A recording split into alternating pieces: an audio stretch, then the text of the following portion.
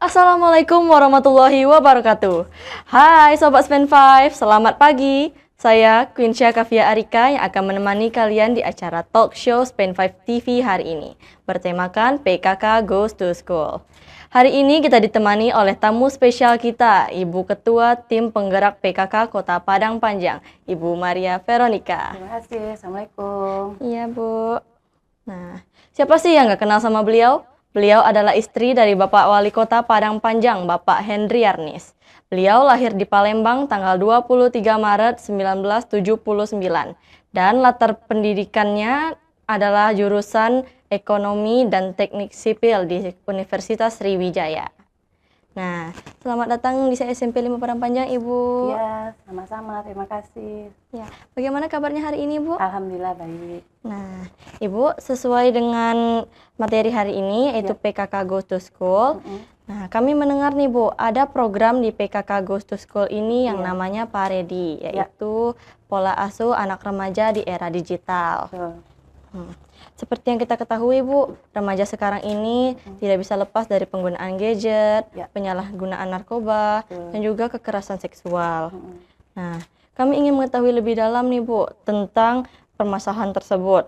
Misalnya, masalah narkoba yang sering disalahgunakan oleh kalangan remaja akhir-akhir ini.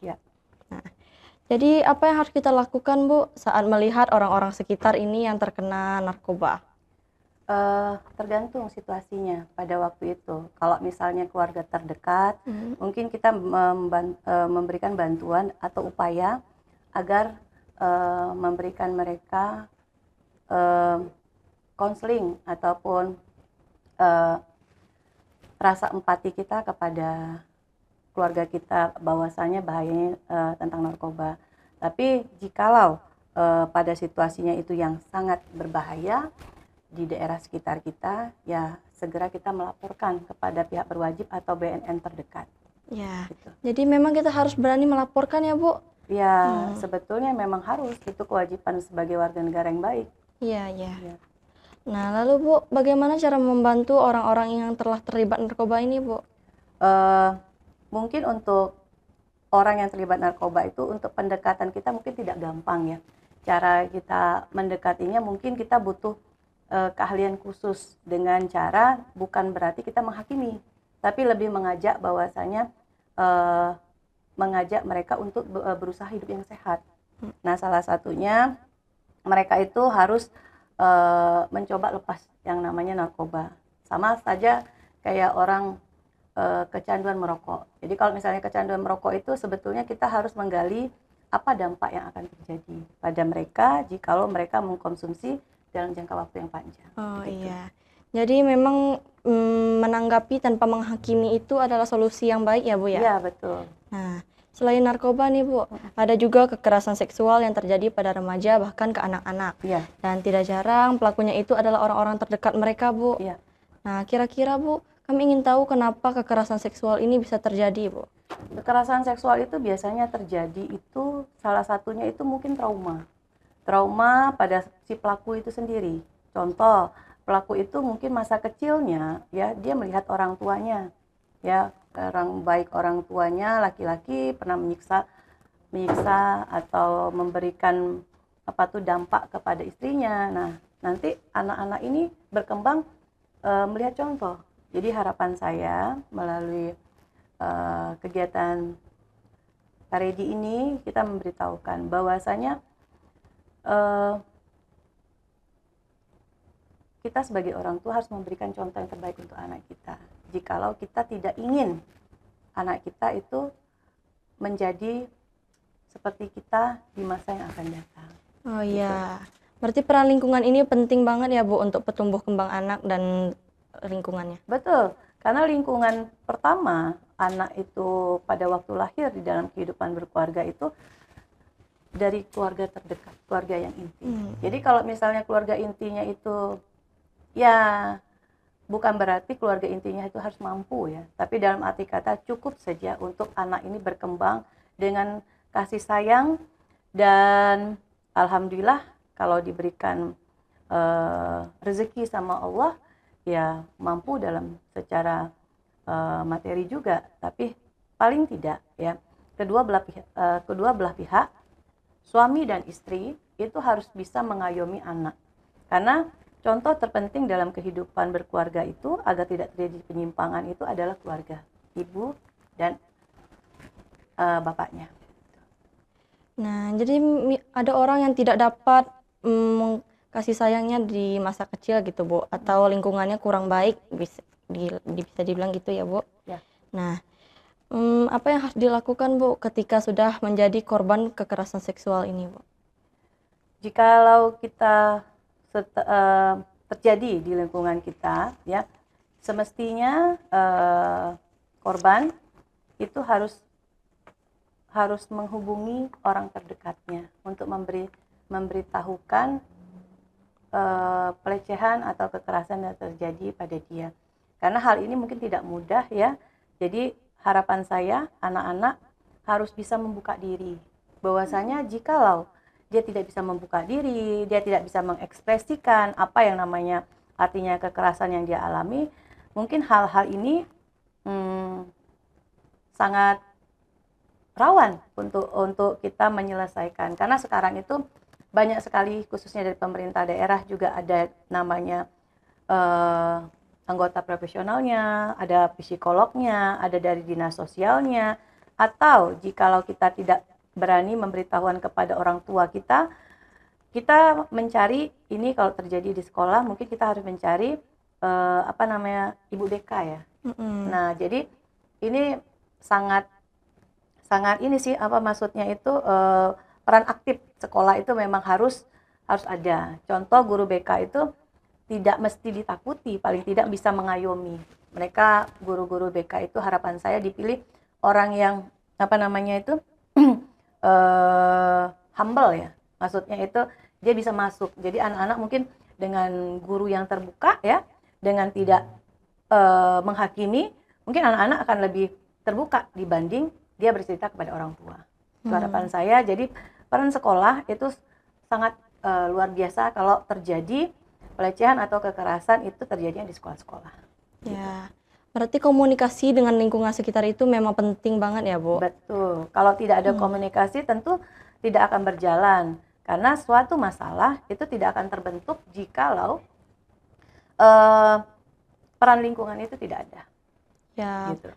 Selain berhati-hati dengan lingkungan ya, Bu, remaja-remaja seperti saya, perempuan, baik laki-laki maupun perempuan, memang harus berjaga-jaga dari lingkungannya. Betul sekali. Terlepas dari dua topik tadi, Bu, remaja sekarang tidak bisa dipisahkan dari yang namanya gadget. Tanpa gadget ini rasanya kehidupan remaja itu hampa gitu, Bu. Betul. Dan tidak menutup kemungkinan bahwa banyak sekali anak yang kecanduan dengan gadgetnya. Nah, bagaimana cara mengatasi anak-anak yang sudah kecanduan dengan gadget ini, Bu?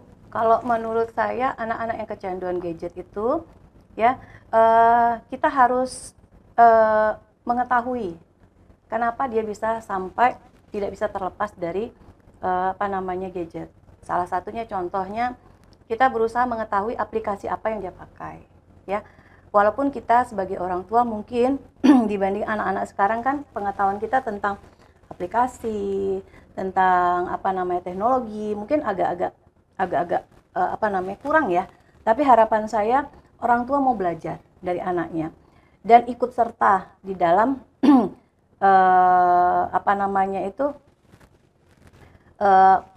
pada waktu anaknya bermain gadget, itu salah satunya. Terus sekarang itu kan banyak tuh aplikasi orang tua yang bisa pakai time dibatasi untuk anak bermain gadget. Tapi juga kadang-kadang hal-hal yang seperti itu kadang-kadang anak-anak ini lebih pintar, dimatiin lah aplikasi ini agar orang tuanya tidak mengetahui apa saja yang dia mainkan. Tapi kalau menurut saya itulah perannya orang tua. Sekali lagi saya informasikan, saya berikan masukan, kita sebagai orang tua itu harus bisa mempelajari karakter anak kita sendiri. Karena karakter anak itu dimulai dari anaknya itu masuk sekolah. Jikalau anaknya itu masuk sekolah, dia sudah punya namanya adaptasi bersama temannya. Nah, itulah kita orang tua itu jangan mau kalah sama anak-anak.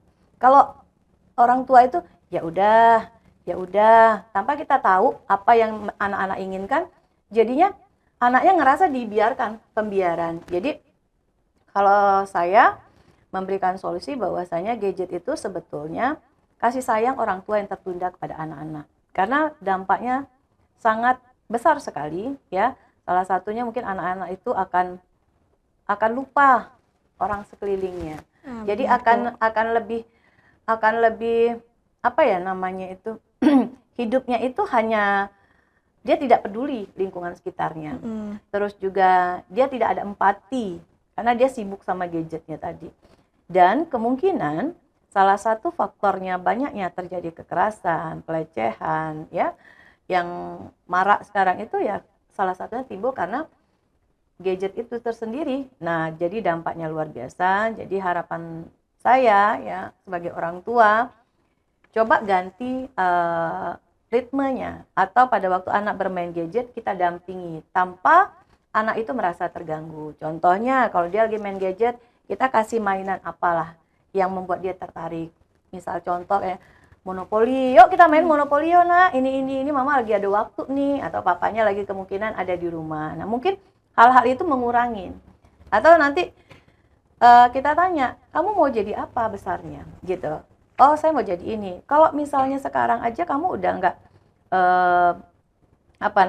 memelihara mata, bagaimana nanti cita-cita kamu akan tercapai. Mungkin salah satunya itu. Jadi kita sebagai orang tua itu tugasnya sangat besar dan mudah-mudahan jikalau kita itu memberikan kasih sayang yang berlimpah ya, jangan bilang kita tidak ada waktu ya, jangan bilang kita sibuk ya, tapi anak-anak kita terbengkalai. Nah itu harapan saya sebagai orang tua juga. Saya di sini saya punya 3 putra ya, saya juga harus berusaha juga ya, belajar juga, sama-sama saya belajar juga bagaimana, karena untuk menghadapi anak-anak yang sekarang di zaman anak-anak apa sih zamannya Gen Z ya, sekarang. Gen Z.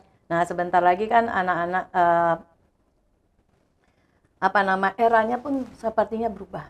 Jadi kita tidak boleh sama anak itu kita tidak mau tahu. Kadang-kadang kalau dulu anak kita pacaran kita marahin, anak kita datang temannya ke rumah kerja ini kita beginiin. Tapi ya lebih baik ya kita bebasin dia, dalam arti kata pada waktu temannya datang atau apa dia kenalkan sama kita. Jadi untuk anak-anak bergaul di luar sekolah itu agak berkurang. Nah mudah-mudahan dengan banyaknya peran serta orang tua yang aktif ya. Nah satu lagi pesan saya, kemungkinan banyak sekali orang tua di sini ya, mudah-mudahan tidak banyak yang di Padang Panjang ya. Harapan saya orang tua anak-anaknya itu kalau memang mau diantar jemput, antar jemput. Atau misalnya naik angkot ya naik angkot gitu. Jangan dibiasakan anaknya itu pergi ke sekolah membawa kendaraan sendiri. Harapan saya adik-adik di sini atau yang di luar sana tidak melakukannya, karena itu sangat merugikan bagi anak-anak tersebut. Karena sering juga saya lihat itu anak SMP ya, apalagi kalau udah SMA, kadang SD pun ya, karena postur badan anak-anak ini kan sudah semakin apa ya, kalau dulu mungkin makanan saya nggak tahu juga ya. Jadi SD aja udah tingginya udah melebihin ini. Jadi kalau dia jalan bawa motor itu sudah kayak dibilang orang SMP atau SMA.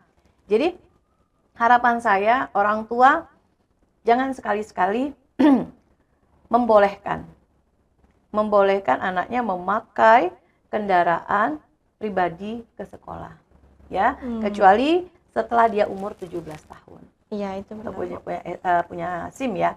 Karena kalau misalnya kita orang tua lemah memberikan satu, akhirnya akan terus berkelanjutan. Tuh. Itu ya. Jadi edukasi dan perhatian orang tua ini memang berpengaruh besar ya Bu kepada anak-anak. Iya. Karena salah satunya itu kalau misalnya tanpa kasih sayang orang tua ya, orang tua ini tidak hanya ibu ya, tapi harapan saya ayah pun berperan aktif untuk mengetahui pergi ke sekolah atau sekali-sekali menjemput. Saya ngerti dan paham ya bahwasanya orang tua itu kebanyakan orang tua laki-laki yang mencari pekerja atau mencari uang ya. Kebanyakan orang tua perempuannya kan ibu rumah tangga. Tapi harapan saya peran aktif ayah itu juga termasuk kasih sayang yang tidak bisa dibeli dengan uang ataupun materi. Karena waktu yang berjalan, kalau kita melihat anak-anak itu kan semakin hari semakin besar, kemungkinan dia sudah, kalau misalnya sudah di atas kelas 5 atau kelas 6 SD, dia sudah punya dunia sendiri, karena dia sudah punya teman sendiri. Udah malu dia kalau misalnya orang tuanya jemput. Nah, itulah gunanya kita orang tua, jangan sampai anaknya kita ada pembiaran. Ya, Bu. Anak-anak ini kan punya dunia sendiri ya, Betul. Bu. Dan juga aktif dalam dunia maya gitu. Ibu sebagai orang tua bisa di-share nggak, Bu, cara-cara agar memantau aktivitas anaknya di dunia maya? Kalau saya sebagai orang tua untuk memantau anak-anak di dunia maya itu, salah satunya saya di dalam kamarnya anak saya itu saya punya CCTV. Saya punya CCTV dan itu saya bisa pantau dari HP saya. Jadi saya tahu tuh jam berapa anak saya pulang sekolah. Jadi jam berapa anak saya pulang sekolah, saya tahu jam berapa dia harus les. Saya lihat, oh kondisinya seperti ini. Oh anak jam segini belum tidur. Nah, caranya salah satu seperti itu. Tapi kalau misalnya di HP, tadi kan saya udah bicara bahwasanya ada timer, ada aplikasi orang tua, maksudnya gandeng anak-anaknya nggak bisa buka ini.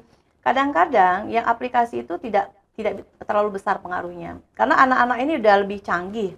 Iya. Karena dia akan tahu, oh ini link nih sama mama. Kalau sudah link, otomatis dia opt-in dulu gitu. Nah, kalau saya sekarang itu tidak bisa memaksakan kehendak saya, anaknya itu memantau seperti apa, tapi alhamdulillah sampai sekarang, karena saya itu memantaunya itu pada waktu jam-jamnya, kalau jam sekian kamu harus tidur. Nah, alhamdulillah anak-anak saya itu masih bisa lah diomongin. Kalau kita udah telepon atau kita udah lewat telepon, udah jam berapa ini? Ya dimatiin telepon. Karena kalau misalnya kita sebagai orang tua gimana HP malam nggak boleh pakai HP ini. Nah, anak-anaknya juga akan semakin membangkang. Kalau menurut saya seperti itu. Kalau misalnya kita ya tarik ulur lah. Tapi yang penting, yang jelas orang tua itu harus memegang peranan, jangan sampai kalah sama anak-anaknya. Karena kalau misalnya kita kalah itu bukan dalam arti kata kalahnya itu gini, anaknya mau apa? Iya gitu. Anaknya mau apa? Iya gitu. Tapi sekali-sekali kita harus bilang, tidak, ini barang nggak murah, ini barang mahal. Jadi nggak semua ini. Nah kebetulan anak-anaknya saya itu dia tahu gitu. Misalnya kan sekarang itu kan aplikasi permainan itu harus beli ya. Nah, jadi saya tidak pernah, mama aku mau beli ini, enggak. Kalau kamu mau beli, kamu sisihkan dari uang sekolah kamu, uang jajan. Kalau kamu enggak, mama nggak pernah mau beliin. Dan alhamdulillah selama ini saya nggak pernah beliin anak saya yang aplikasi permainan apa ya, misalnya beli tuh bulanan saya nggak pernah. Kalau dia mau beli ya dia beli, berarti uang jajannya dia berkurang. Jadi teman-teman, banyak sekali ya informasi yang bisa kita dapatkan dari Ibu Maria, dan informasinya juga sangat menarik nih teman-teman. Nah, untuk Bang Nabil dan Kak Arumi, apakah punya pendapat atau pertanyaan yang ingin disampaikan kepada Bu Maria? Ya. Baik Bu, izinkan kami untuk memperkenalkan diri terlebih. Ya. Perkenalkan, nama saya Putra Nabil Sidik. Saya menjabat sebagai Ketua OSIS SMP Negeri 5 Perpanjang. Perkenalkan, nama saya Arumi Medina Zesan, saya menjabat sebagai Wakil Ketua OSIS SMP Negeri 5 Padang. Ya. Terima kasih Bu, penjelasan Ibu sangat menarik bagi kami. Ya. Kami ingin bertanya nih Bu, bagaimana cara membantu seseorang yang terlibat narkoba Bu? Jadi gini Bu, Ibu kan sudah menjelaskan cara membantu seseorang yang terlibat narkoba Bu. Ya. Apabila kita sudah melakukan cara-caranya, namun tidak berpengaruh bagi orang yang terlibat narkoba, cara apa lagi Bu yang paling efektif sekali untuk membantu orang yang terlibat narkoba Bu? Kalau secara spesifik ya untuk cara yang paling ampuh gitu ya untuk menangani orang yang terkena narkoba itu kemungkinan jawabannya tidak ada. Tapi itu balik lagi ke mereka sendiri melalui pendekatan dari keluarga ya. Kita adakan konseling ya, kita berikan dampak-dampaknya, bahwasanya ABCD gitu dampaknya gitu ya.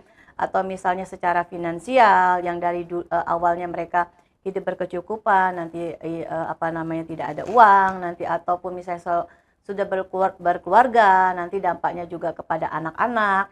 Kalau mengkonsumsi narkobanya pada waktu hamil gitu ya, nanti dampaknya kepada anaknya, nanti mungkin dokter yang akan menerangkan gitu ya. Nah, jawabannya seperti itu. Jadi kalau secara spesifik itu tergantung dari merekanya lagi. Kalau kita sudah memberikan yang terbaik ya, kita berdoa lagi kepada Tuhan. Karena segala sesuatu itu tidak ada obatnya sebetulnya. Karena segala yang jelek itu belum ada obatnya. Cuma kita sebagai manusia itu berusaha memberikan perhatian yang khusus ya. Kadang-kadang perhatian khusus ini kadang-kadang bukan mencara menghakimi, tapi dengan secara pendekatan diri. Jadi misalnya setiap harinya dia kegiatannya apa. Nah, kita liatin. Terus ya perhatian.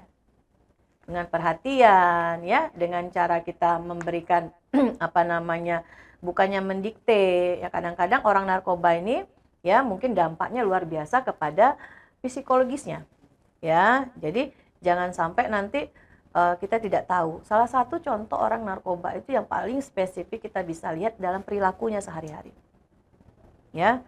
Kalau memang dia udah kecanduan pasti berbeda ya, dari cara dia berpakaian, dari cara dia ngomong, mungkin terbata-bata. Yang dulu biasanya cet ngomong, ini enggak. Terus kadang-kadang dia ngomongin orang atau menyakitin hati orang, dia enggak memikirkan lagi orang itu sakit atau enggak nih. Ataupun dia menggunakan kekerasan. Banyak juga yang narkoba ini menyakiti diri sendiri. Apa tuh, motong-motong tangan, saya nggak tahu tuh apa namanya tuh. Nah, banyak juga karena itu tuh dia tidak sadari. Setelah dia nanti sadari baru dia ngeluh sakit, perih gitu. Nah, itulah kalau misalnya kita itu berpasangan itu, carilah pasangan itu yang satu tujuan, satu regenerasi. Tapi kalau misalnya pasangan kita itu kebanyakan dia memakai, kita ikut memakai, nah itu salah gitu. Nah, jadi cari. Makanya adik-adik yang di sini jangan gampang-gampang mau cari jodoh. Kalau mau cari teman boleh, tapi kalau cari jodoh pastikan kondisi adik-adik semua itu secara fisik dan mental itu udah cukup ya. Karena kebanyakan mungkin ada dengar tuh kalau pacarnya nggak mau, dia nanti bunuh diri. Jangan mau ya. Orang tua kita udah capek-capek loh, dari bayi dilahirin 9 bulan gitu, digedein segede ini, dikasih makan ini. Gara-gara ketemu cewek atau ketemu cowok, orang ini nggak mau nih sama kita, ya jangan dipaksain. Banyak kok yang lebih mau lagi ya sama kita nanti. Jadi jangan kadang-kadang karena ini putus asa. Nah, jadi jangan deh coba-coba ya. Kalau mau berteman, bertemanlah ya. Tapi kalau mencari pasangan ini mungkin bukan saya bilang waktu yang tidak tepat ya, mungkin belum pantas karena kita masih tahapnya itu kita belum tahu mental kita sudah siap apa belum, yang mengalami yang namanya putus cinta. Banyak kan anak SMP putus cinta ya, cinta ditolak. Nah, nanti seperti apa gitu ya.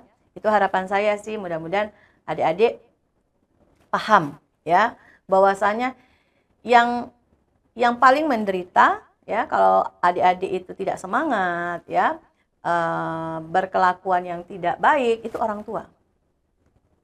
Bukannya pasangan kita di sekolah-sekolah, bukan. Itu dari saya ya. Ya, sama-sama. Terima kasih tanggapannya Ibu, informasinya sangat bagus sekali. Nah, jadi teman-teman bisa dapat kita simpulkan ya bahwa kehidupan remaja ini memang penuh dengan tantangan. Jadi kita memang harus berhati-hati dengan lingkungan sekitar dan jangan takut melapor jika melihat kekerasan seksual ataupun penyalahgunaan narkoba di lingkungan kita. Dan jangan sampai penggunaan gadget ini membawa pengaruh buruk bagi kita. Pandai-pandailah menggunakan media sosial dan teknologi. Nah, terima kasih ya Ibu sudah datang ke SMP 5 Padang Panjang. Sama-sama, sehat-sehat terus ya. Nah, jangan bosan-bosan belajarnya. Ya, Bu. Amin. Ya. Makasih Bu. Ibu ditunggu lagi kedatangan di SMP 5 ya, Bu. Amin. Mudah-mudahan kita bisa ketemu lagi ya. Amin. Di luar juga boleh ketemu kok. Ya, Bu, kalau terima angkat ini kasih. ya, lihat saya ya. Kalau mau sharing-sharing boleh. Ya, terima kasih Ibu. Ya. Baiklah Sobat Span 5, demikianlah acara talk show kita hari ini. Sampai bertemu di acara selanjutnya. See you. Assalamualaikum warahmatullahi wabarakatuh. Waalaikumsalam.